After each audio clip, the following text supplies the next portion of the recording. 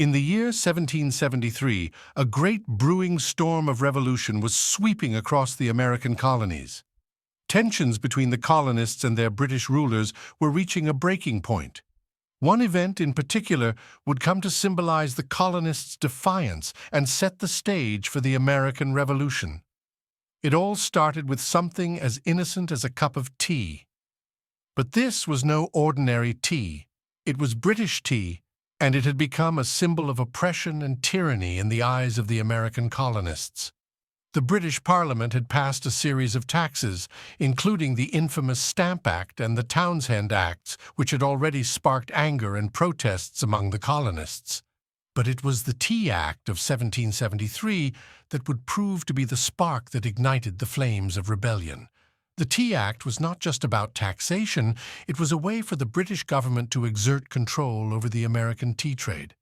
It granted the British East India Company a monopoly on tea sales in the American colonies, allowing them to sell their tea directly to the colonies at a lower tax rate than other tea merchants. This undercut local colonial tea merchants and threatened their livelihoods.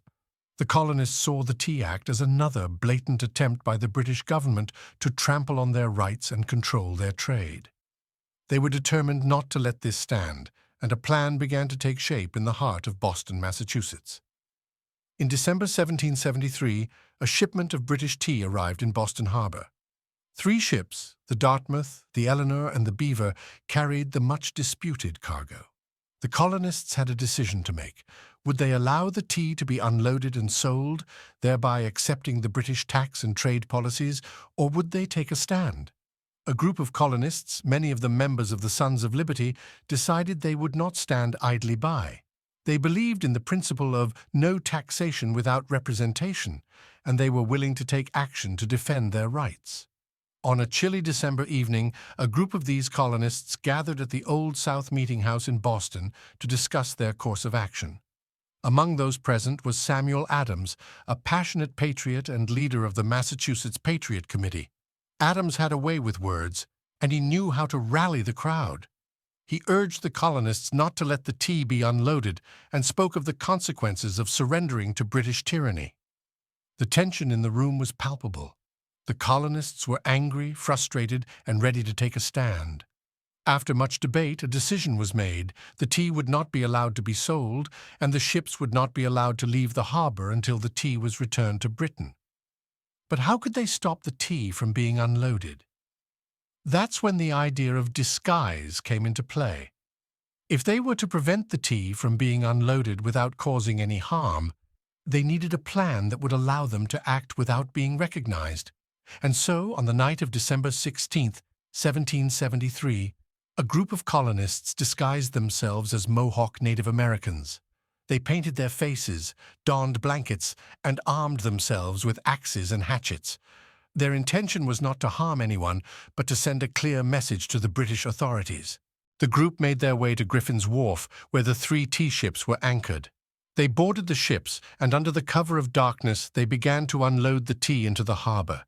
It was a daring and audacious act of defiance. As they worked, they were careful not to damage anything other than the tea. They knew that they had to make a statement without resorting to violence. It was a protest, not a riot. The colonists worked through the night, and by the time the sun rose, they had successfully emptied 342 chests of tea into the harbor. The British tea, worth thousands of pounds, now lay at the bottom of Boston Harbor. Word of the Boston Tea Party spread quickly throughout the colonies, and it was met with both support and condemnation. Some saw it as a heroic act of resistance, while others were concerned about the repercussions it might bring from the British government. The British authorities were not pleased, to say the least.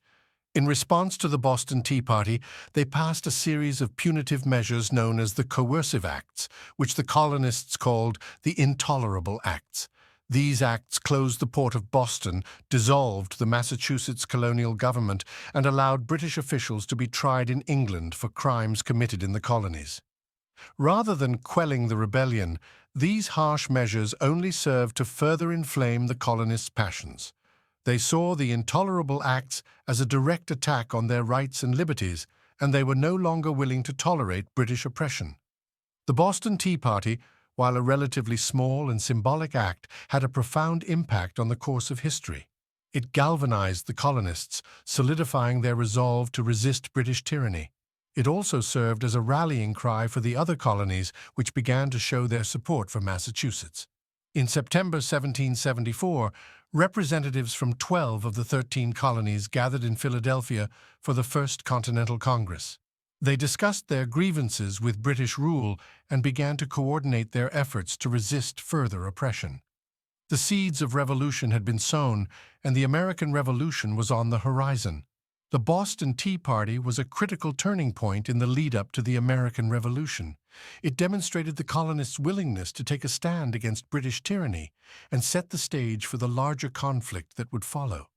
It was a bold and courageous act of protest that would go down in history as one of the defining moments of American independence.